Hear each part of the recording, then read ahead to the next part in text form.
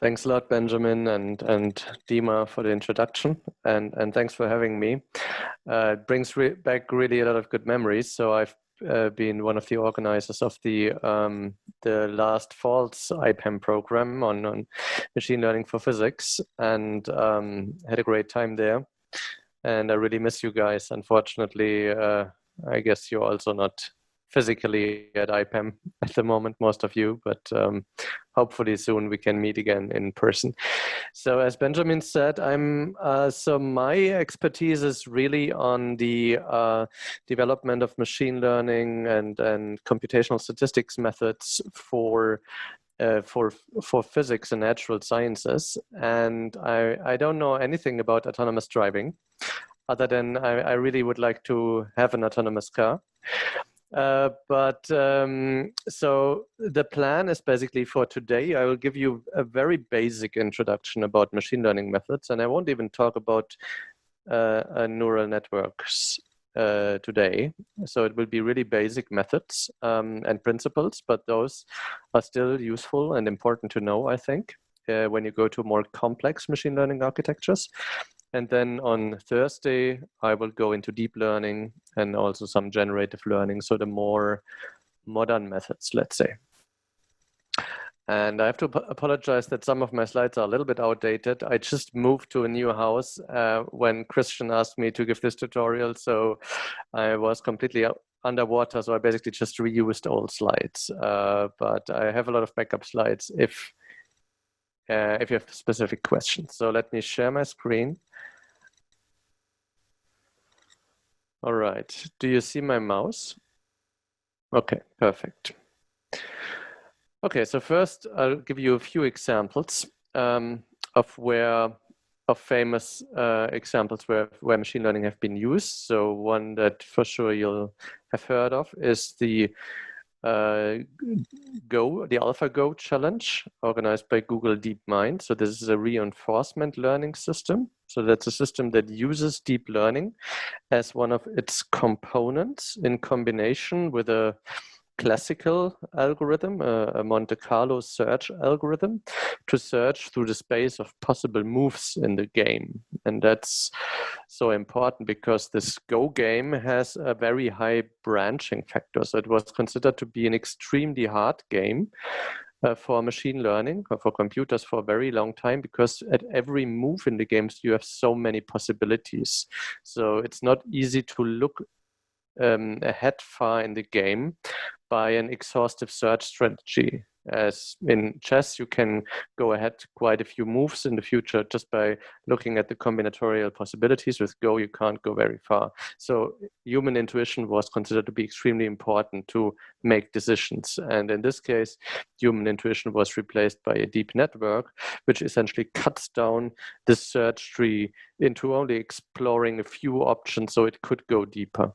And this led to the success here of beating the world champion of Go at the time, Lee Sedol, 4-1. And then I think only 2 years later, Google developed another system, AlphaZero, which is completely unsupervised. So you essentially just feed it with the rules of the game, and it learns to play well just by self-play. So just by trying to beat itself and becoming better at it.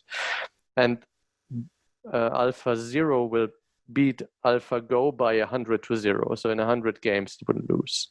So and it just keeps increasing at this rate. So it's really some of these advances are really incredible.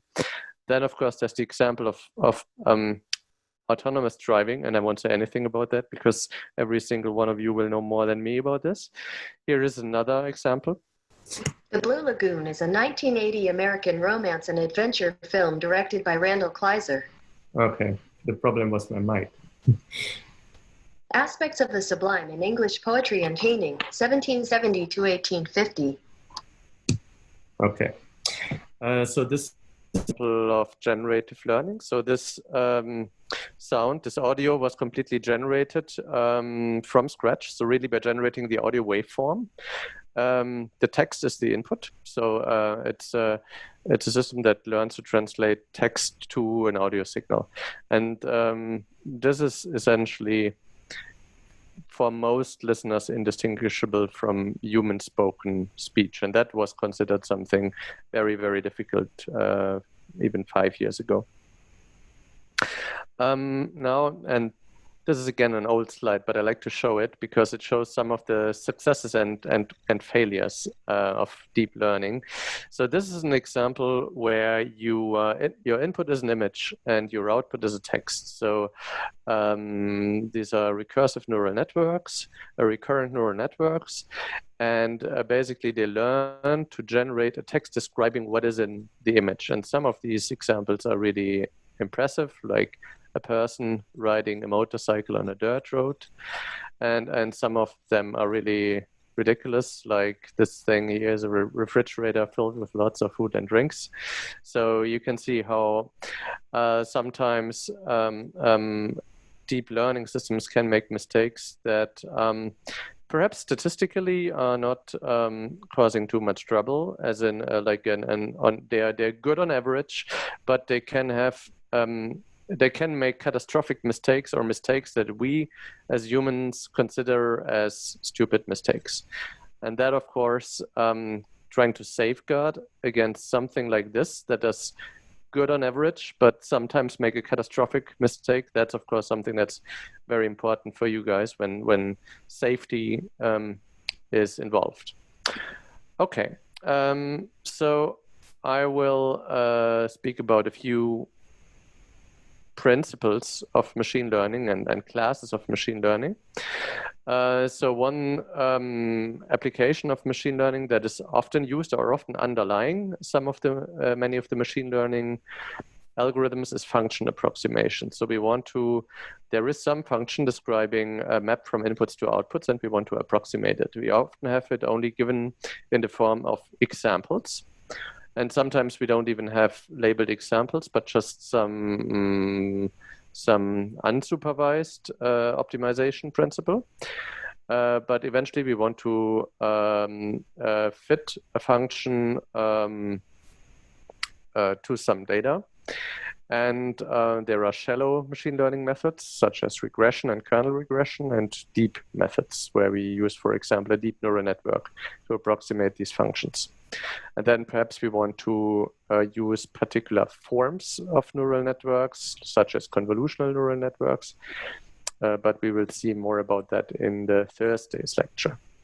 Another example is classification. So in classification, we have examples that typically lie in some vector space, and in the ideal situation, these examples are labeled.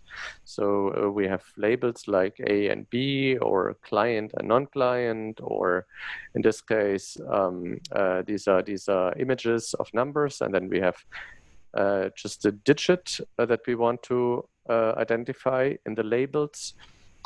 Or here in ImageNet, this is an example where we have 1 million images with 1,000 different image classes, and we want to identify which image it is, which image class it is.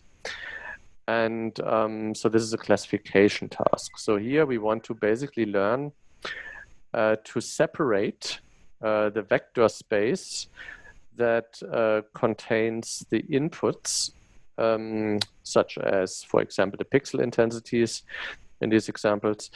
And we want to learn where are the separation boundaries between the different classes. And these separation boundaries can be very, very nonlinear in this image space. For example, in the space of pixel intensities, you can imagine that there is probably no linear separation between classes that makes sense.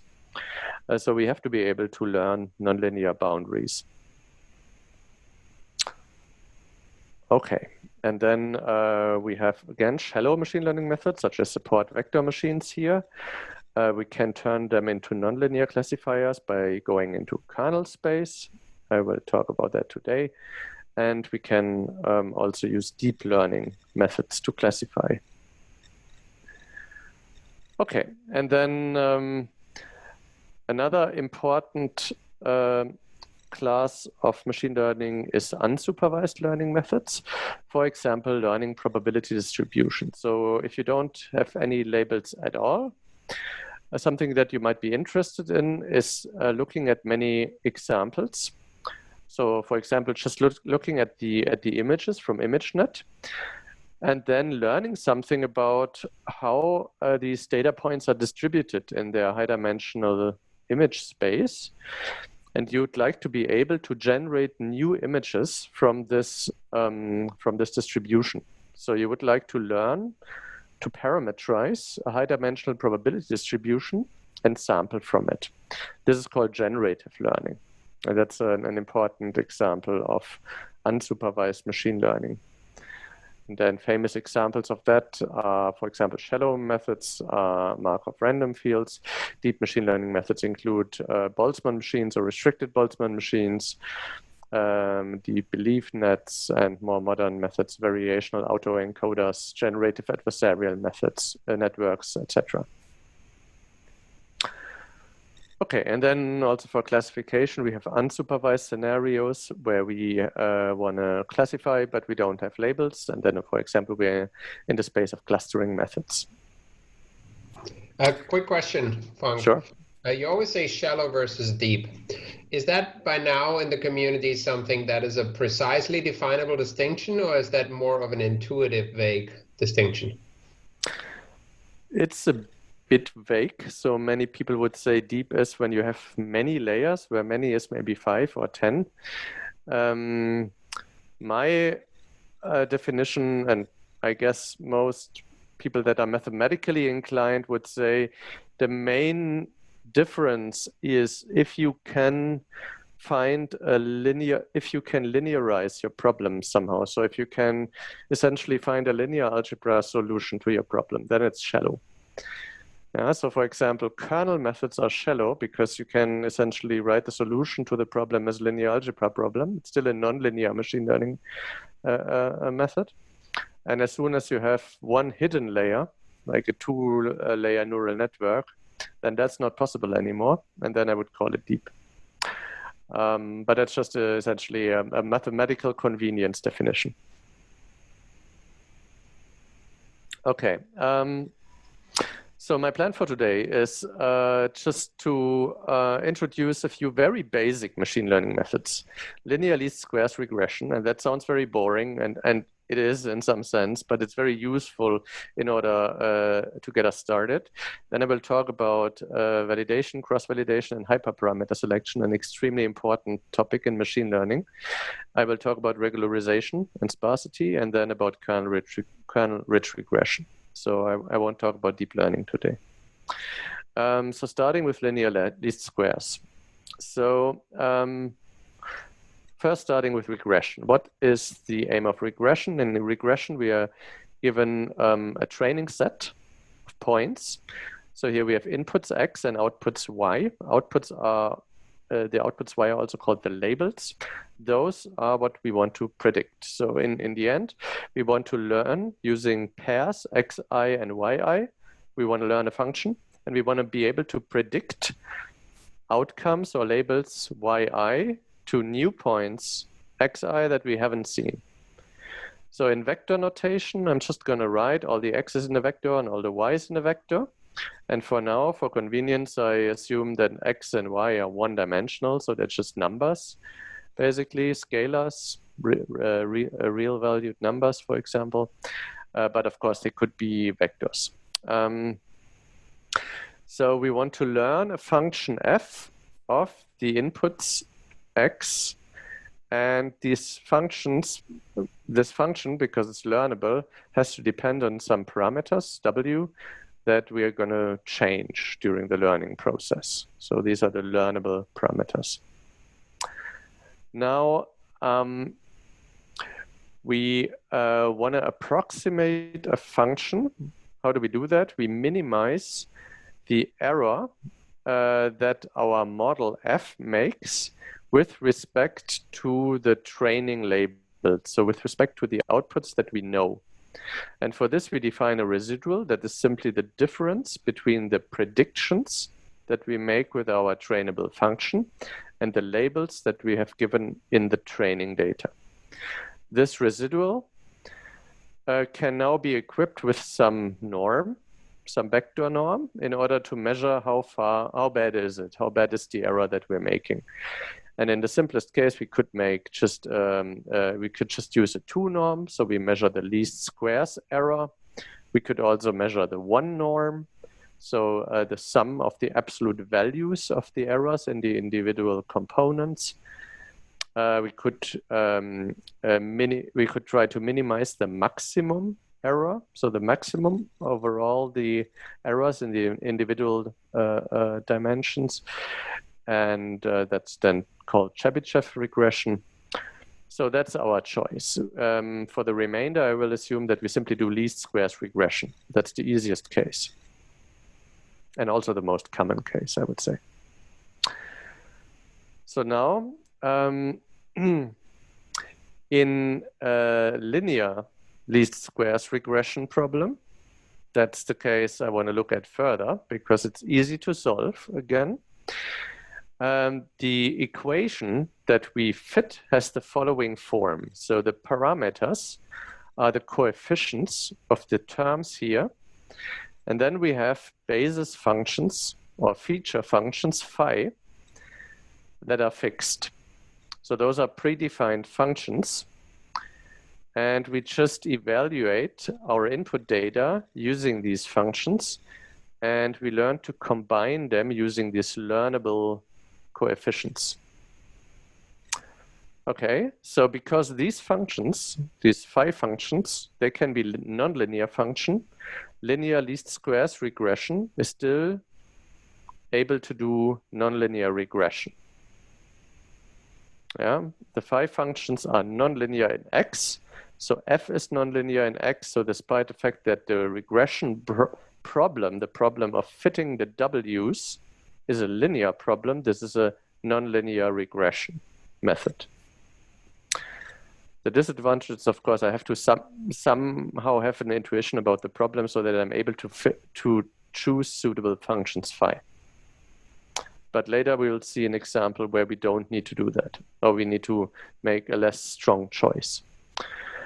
Now, once I have done this, I can define this data matrix X, which is just, we take the data point number I and we evaluate it using the jth function, the jth feature function. So then I get a matrix for every combination of data point and feature function. And now I can write the linear least square regression problem as this minimization problem here. So I minimize the least squares problem of my label vector from the training set. And this is the prediction here. I just take my data matrix and I project it onto the coefficient vector. Was there a question? I heard a click, so I'm not sure if that's a raising hand. I do not see any questions right now. Okay. Just tell me if there's any question, because I'm not sure if I see raised hands in the full screen setting. Yeah, and for all the students, right, there will be a test afterwards, so make sure that you ask your questions if they come up. Okay, so again, this is the equation we want to solve. Yeah, so the machine learning problem consists of trying to find W. Y is given, that's part of the training set. Those are the training labels. And X is given because capital X is given because we have all the examples Xi given, and we have all of the feature functions phi given. So Y and X is stuff that we can compute in the beginning, and W is something that we need to find so as to minimize this error. Okay, so fortunately for this particular problem, linear least squares, we can solve this problem exactly. We don't need to do some iterative procedure to vary W in order to minimize this error. We can just write down the solution. And this is because we can frame it as a linear algebra problem. So this linear least squares regression problem has a solution, which is the one that fulfills these so-called normal equations. That's something you can show and prove. I'm not going to do that. But basically, if the rank of this data matrix here, this data matrix X, is maximal And usually the data matrix is such that it's a tall matrix. In other words, it has like a number of rows corresponding to the data points and a number of columns corresponding to the feature functions. So usually we have more data points than feature functions, so we have a tall matrix. And in this case, the rank of this matrix should be equal to the feature functions. In other words, we should avoid having any two feature functions that are linearly dependent. They must be truly different feature functions. It should not be possible to express one feature function as a linear combination of another feature function or other feature functions. Then the rank is maximal. And then this problem has a unique solution. And we can compute the unique solution. In principle, we can compute it by inverting this matrix X transposed X, which is here on the left. And then the formal solution is given by this pseudo inverse here. X transposed X inverse, X transposed Y. That's not something you should actually do because the rank may be maximal, but still this matrix might have very small eigenvalues, and then it's hard to invert, and you will make large numerical errors when you compute the explicit inverse. So you should actually do this differently, like doing a singular value decomposition of X instead of computing this inverse. But the structure of the solution is still interesting. And basically, if you look again at the structure of this normal equation here, then X transposed X, this is basically a covariance matrix. Yeah. Basically, what this matrix multiplication does here, it contracts the time or the sample index.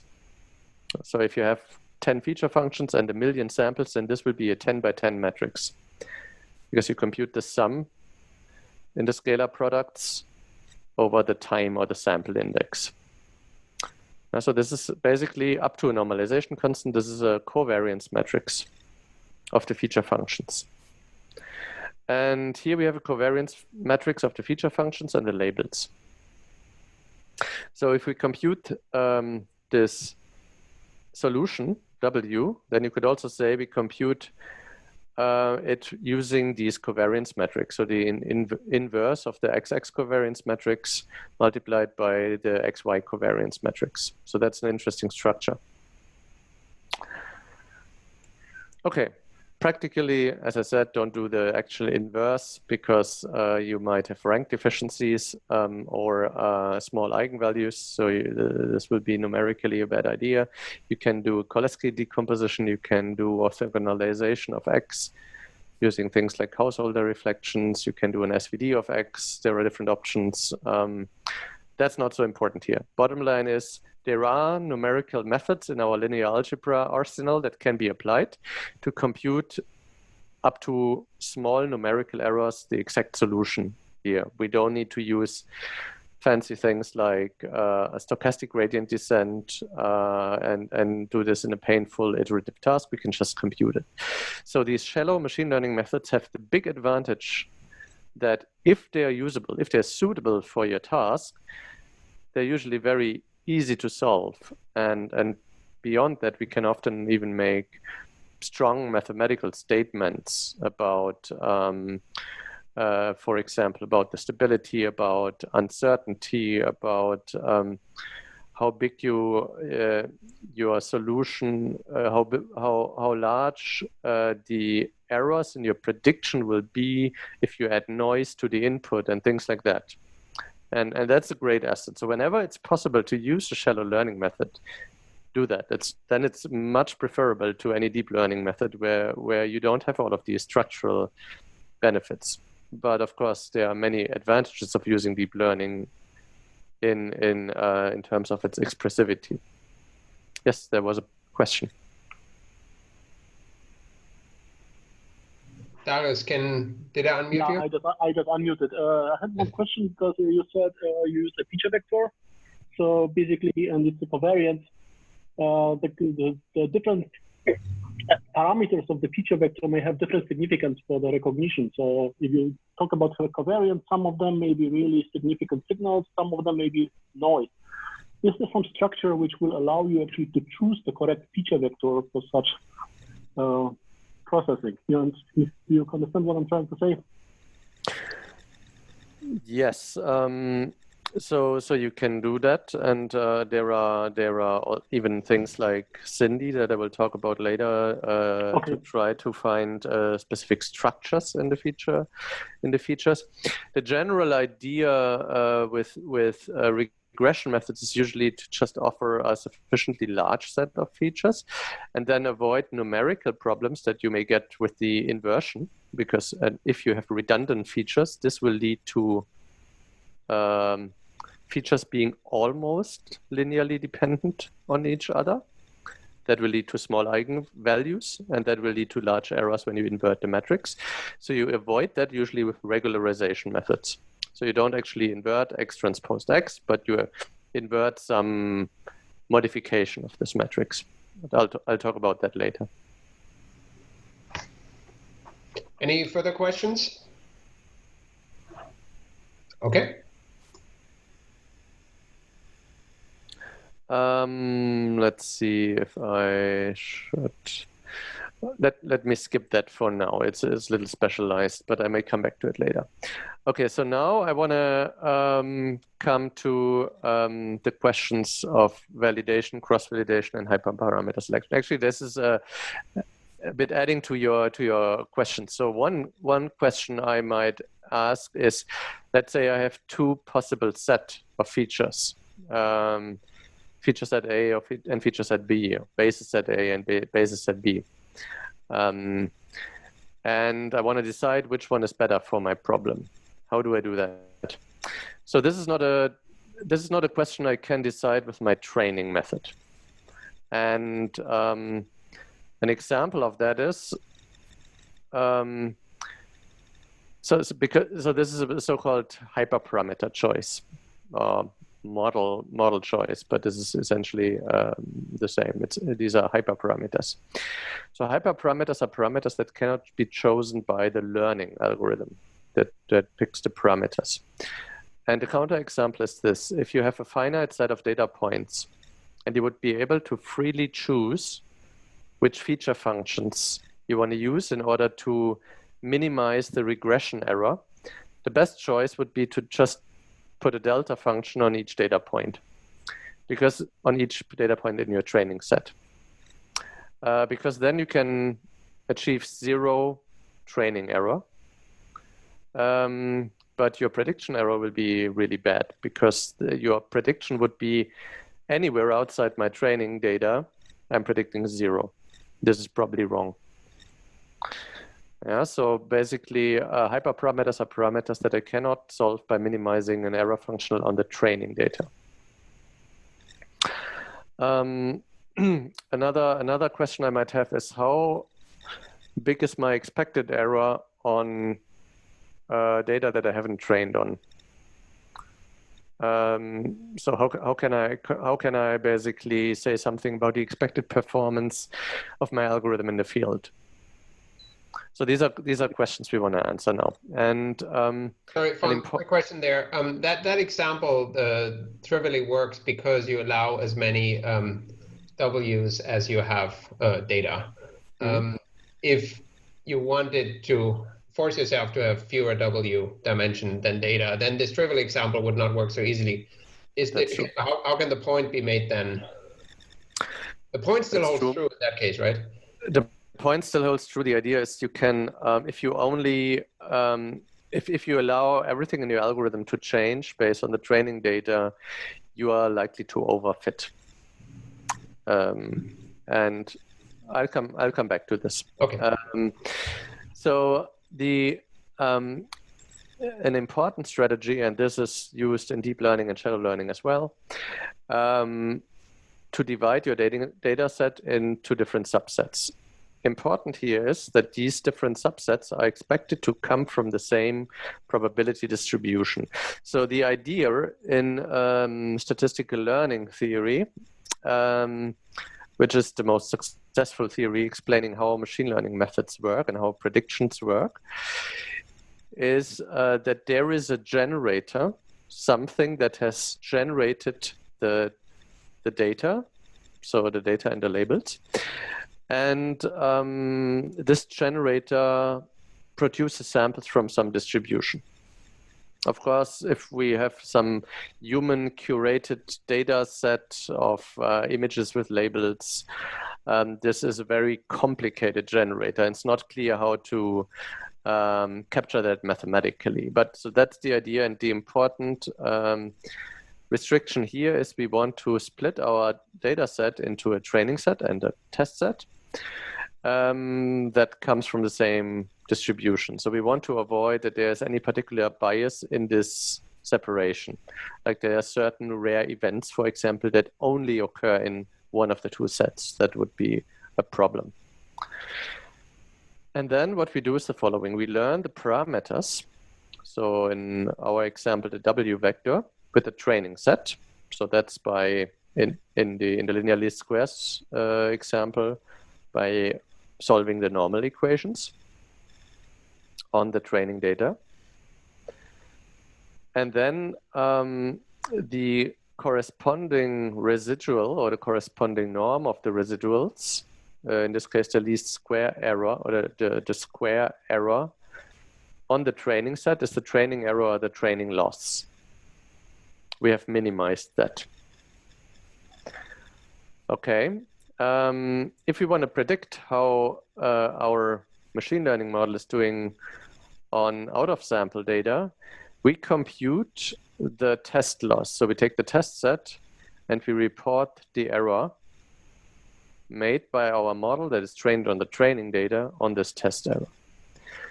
That's very important. So usually what you see, the benchmarks that you see in machine learning papers where you compute, for example, loss values, mean square errors, likelihoods, whatever, log likelihoods, Kullback-Leibler divergences, whatever you want, they're always made on the test set. So you train your model on the training set and you report your performance on the test set. So this avoids that you are reporting a performance metric that has been overfit. Now I will be slightly sloppy and not distinguish between two types of sets. So there are essentially test sets and validation sets. So in principle, there are three sorts of separations of the data, of splittings of the data.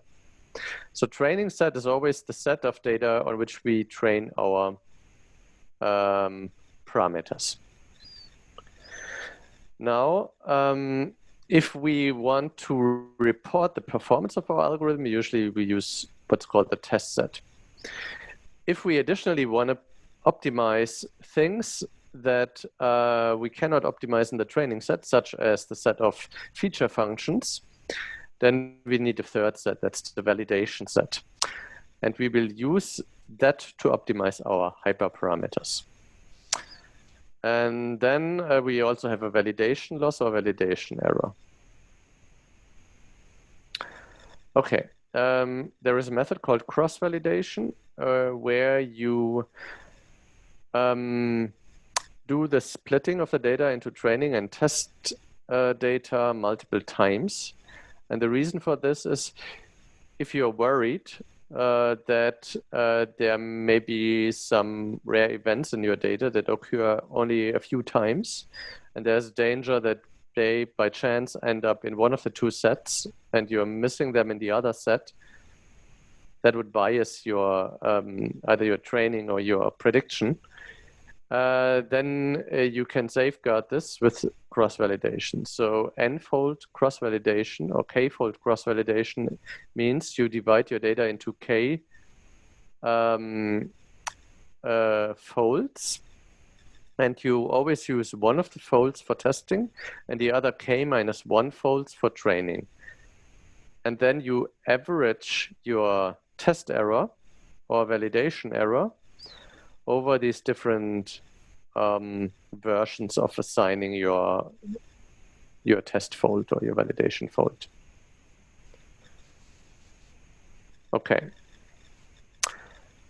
So now you can use this approach in order to optimize your hyperparameter. So the idea now is you designate, you have a training set, you have a validation set, and you minimize the validation error. You optimize your hyperparameters by minimizing the validation error. And when you do this,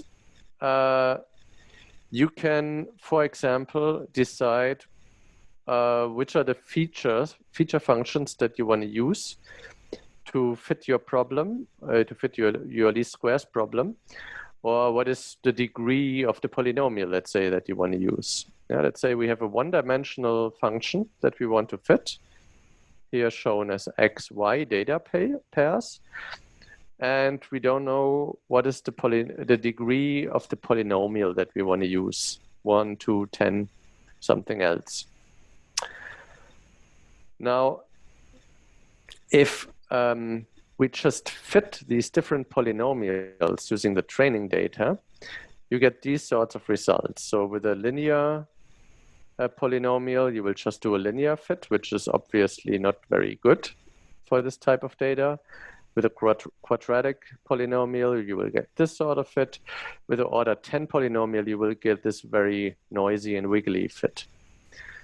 So this order 10 polynomial will have the smallest training error of all of these, simply because all of the lower order polynomials can be expressed by the order 10 polynomial, by the degree 10 polynomial.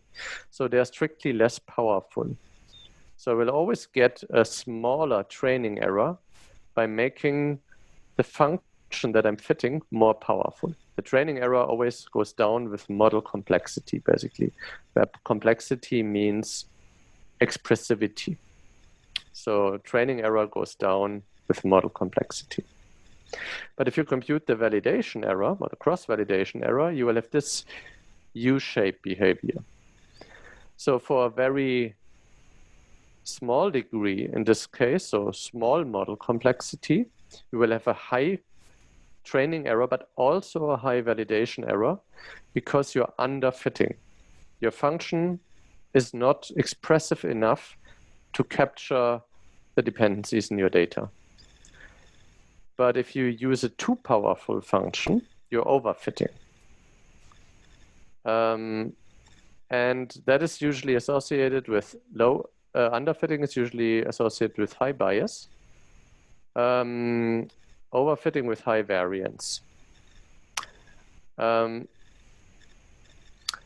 Bias means that is something that means your function is strictly not powerful enough.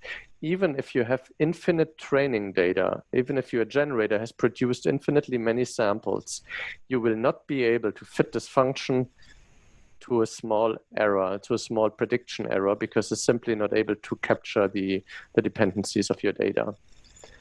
High variance means that on average, you're not doing well, because essentially you're overfitting your function on individual training sets, different subsets of data in your training, but your predictions are very noisy. So on average, you make large errors in the prediction.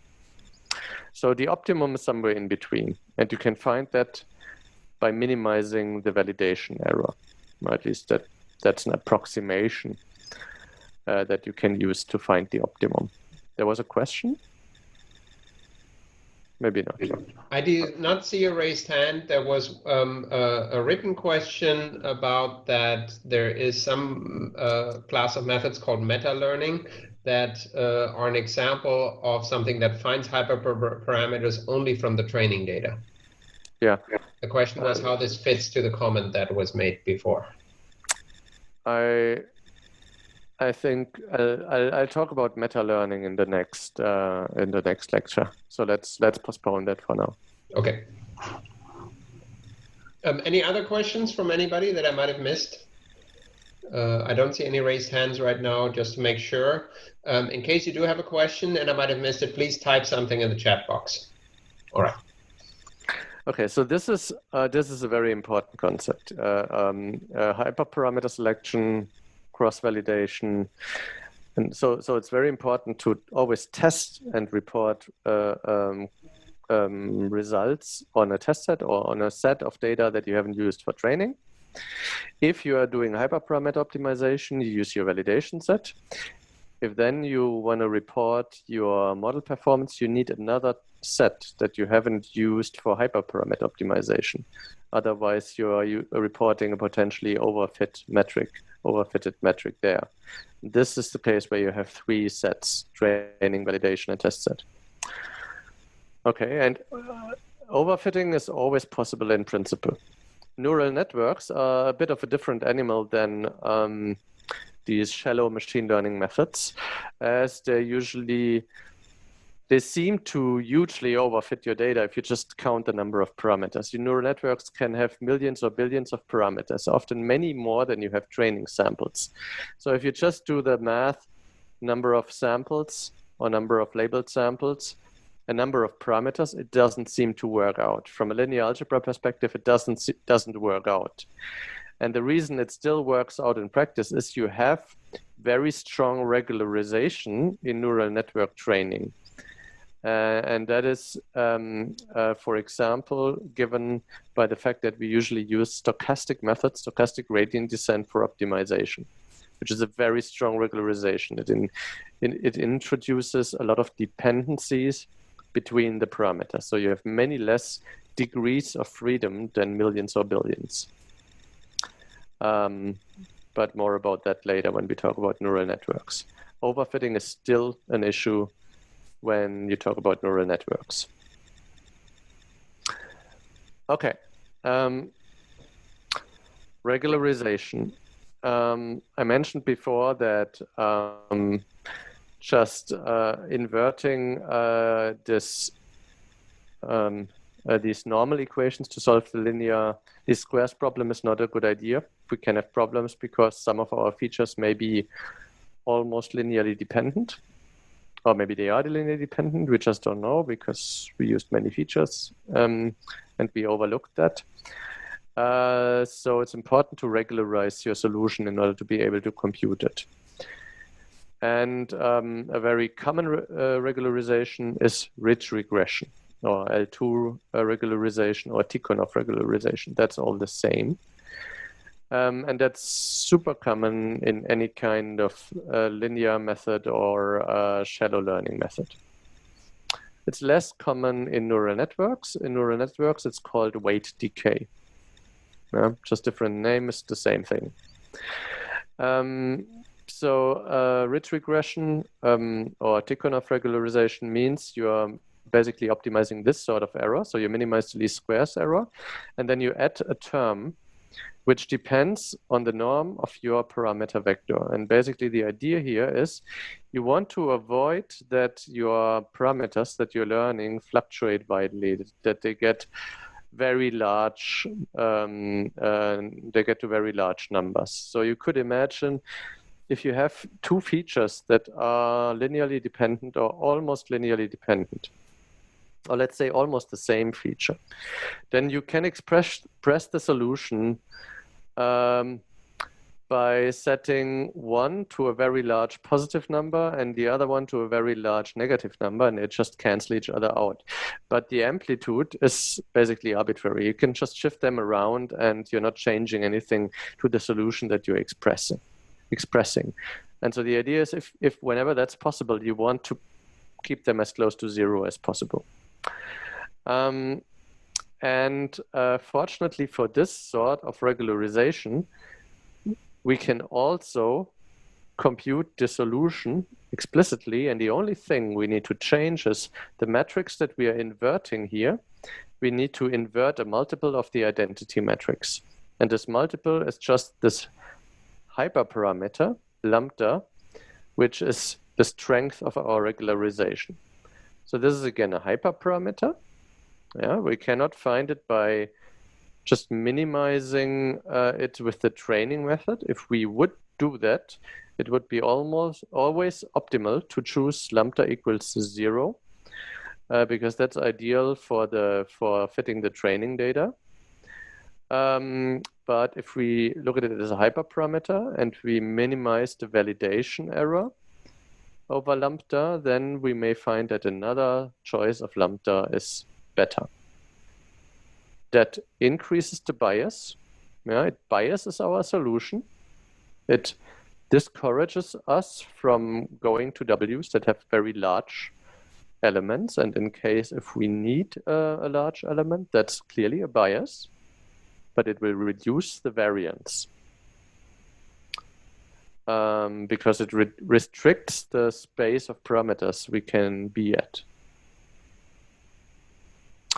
Okay, so in order to solve this rich regression problem, we can simply compute the parameter vector like this. So we just compute our covariance matrix, add something to the diagonal, invert it. And this here, because this is a covariance matrix, this is also known as a so-called shrinkage estimator of the covariance matrix. Yeah, when you just do covariance matrix estimation from small amounts of data, then this is something you often want to do because it can reduce the variance of your estimator, and this is often a better estimator than the straightforward covariance estimator if you have not that many data points. Sorry, a quick question here. I've heard the term shrinkage in the context of L1 or L0 optimization, but it usually means, when I heard it, that people push something closer to 0, and then the ones that get into the negative get just replaced by 0. But this one pushes stuff away from 0 into positive. It seems like it's the opposite direction. Is that a different notion of shrinkage that people mean here? So I'm only familiar with this this use of shrinkage. So what it does here basically is it avoids 0 eigenvalues, right? Right, yeah. Well, why is it called shrinking? What's shrinking here? It's a good question. I guess the spectrum, but I'm not sure. Oh, the ratio of largest to smallest eigenvalue is shrinking, yeah, I guess. Okay, yeah. Okay, I see. Okay, good. The condition number. Yeah, right. Another question. It seems that the regularization just doing the 2 norm assumes that there's some scaling happening on the feature functions, that they're roughly of the same order, in the sense of that if I take a given set of feature functions, take one of them multiplied by 1,000,000, the original problem remains the same, right? But the unregularized problem remains the same problem in principle. But the choice of the 2 norm rather than the weighted 2 norm sort of would change the problem. So it seems like just choosing a non-weighted 2 norm, so using the identity rather than a different diagonal matrix, makes some assumption about the feature functions being roughly of the same magnitude. Yes, that's right. And there are other forms of shrinkage estimators where you do not just use one parameter lambda, but you use you try to parameterize all elements of a diagonal matrix. So there are different forms of this. Okay, great. Thank you. In general, in machine learning, it's often a good idea to normalize things before going into the training or prediction algorithm. So putting things roughly on the same scale is often a good idea. So in neural networks, that's often done with batch normalization layers, for example. There's another question. Is the definition of bias in machine learning exactly the same as the term of bias in statistics, or are there nuances in the definitions? So the definition of bias is basically the error that remains when the amount of data that you use for training goes to infinity. So it's basically under the distribution of your data, the systematic error that you make because of the limited expressiveness of your function. Okay, so Joan, you wrote this. In case there are further questions, please follow up by text or by unmuting. If not, let us continue. Okay, thank you. Good. Okay, so there are other regularization methods, for example, sparsity-inducing regularization methods, in case that we are interested in a particular structure of the solution. So let's say we would like to know which feature functions are really important and which could be discarded because, for example, maybe we want to do some sort of symbolic regression. We would like to understand what is the functional form underlying our data because we want to learn some physics of the problem or so. Then we can use something like this L0 or L1 regression. Or L0 and L1 regularization. So L0 basically just means we penalize any non-zero. L1 just means we penalize large absolute values. Both these make our regression problem harder to solve. L1 is known as the lasso method. L0 is very hard to solve. Finding the optimal solution of the L. This is highly non-convex, and finding the optimal solution of the L0 problem can be exponentially hard in the number of inputs or the number of input dimensions. So often what's used in practice is L1 regression if we want sparsity, and combined with some sort of thresholding. So L1 plus cutting of small numbers, basically. A combination of L1 and L2 is called elastic net because L2 is so easy to solve. One may start with the L2 solution, so just a ridge regression, and then change this hyperparameter alpha, which mixes the L1 and L2 term towards going more to an L1 regularization. So an example, a very nice method developed by my friends from Seattle, Steve Brunton and Nathan Kutz, is the Cindy method. The Cindy method is basically a linear regression method that uses sparsity regularization in order to fish out those components that contribute to a time series. So the idea here is that you can learn ordinary differential equations. You can learn the form of the ordinary differential equation from the time series by offering a set of functions to your solver and then trying to learn which of these are non-zero, and then basically reconstructing the ODE from the data.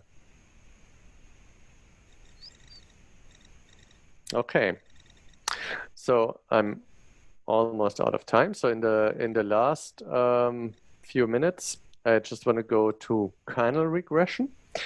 So far I've kept it really simple and I've only spoken about actual linear methods at least in the feature space. All right. So first, linear least squares, if we just directly operate on the inputs, is a linear method. We can only fit linear functions. The same is true for linear classification methods. So for example, the support vector machine is a classification method, which tries to separate your input space into two sets, A and B, by putting a linear separation between these two sets. So it can only separate things that are linearly separated. So if you think about logical functions, you can separate an AND function and an OR function, but you cannot linearly separate an XOR function. Now you can nonlinearize things by going into feature spaces that are nonlinear. You can define a library of feature functions that are nonlinear in the original space that you started with. And then the problem is still linear. It's still a linear algebra problem to find the solution, but you have built a nonlinear regression problem or a nonlinear classification algorithm. Now, we still had to select those feature functions. So we had to have some idea what are good feature functions for our problem. There is a more general and much more powerful way of doing this, and these are kernel methods.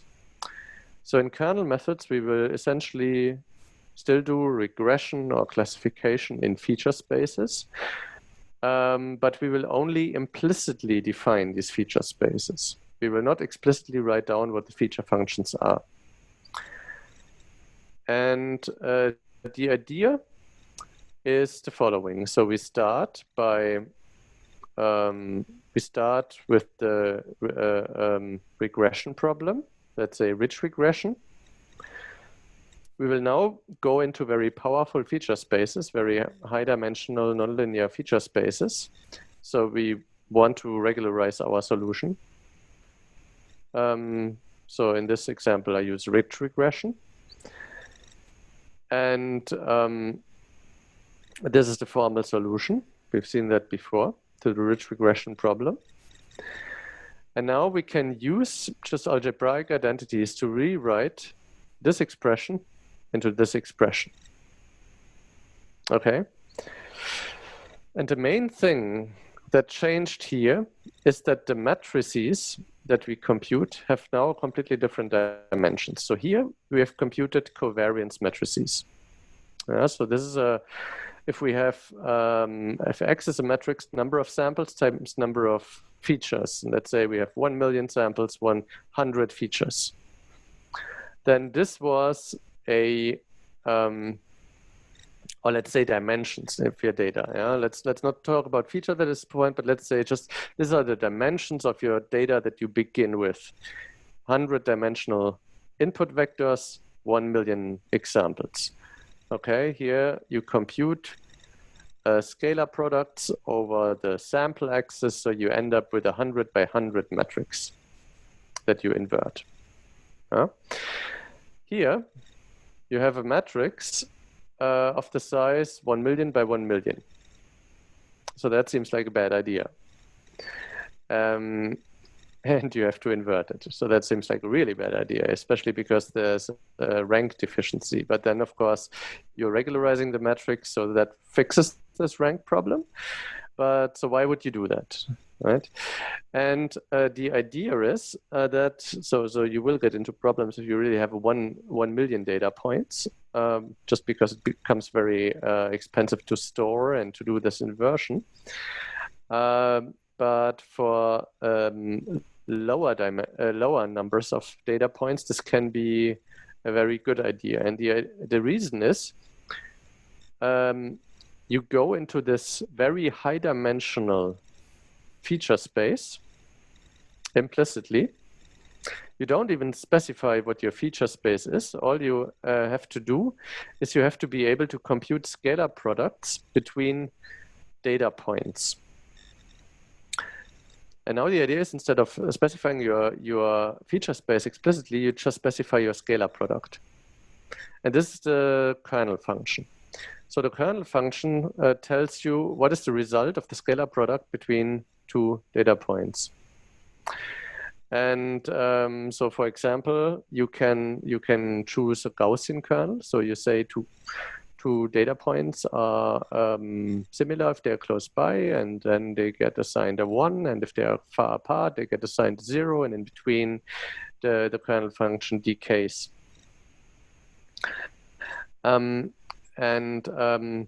So with this, you just basically say what is the form of the kernel function. So you say something about what is my notion of similarity between data points, what's my notion of closeness or proximity, and then you often have some hyperparameters associated to that. So if you use a Gaussian, for example, you have the width of that Gaussian. So the standard deviation or the covariance of the Gaussian. And additionally, you have this hyperparameter lambda. So you may be down to 2 hyperparameters. And you're in a feature space that is extremely large and powerful and expressive. And then you use validation. So hyperparameter selection by using your validation set in order to select these parameters. So if you have a reasonably expressive kernel, this is almost a black box method, and you can get very expressive functions. You can avoid overfitting because you're using validation. The downside of it is you have to construct, store, and invert these really big matrices. So this is not scaling well with the amount of number of data points. If you want to use many data points, eventually you're better off using neural networks. But this will be something we'll talk about in the next lecture. So here I'll just skip over the remainder, and that's it for today.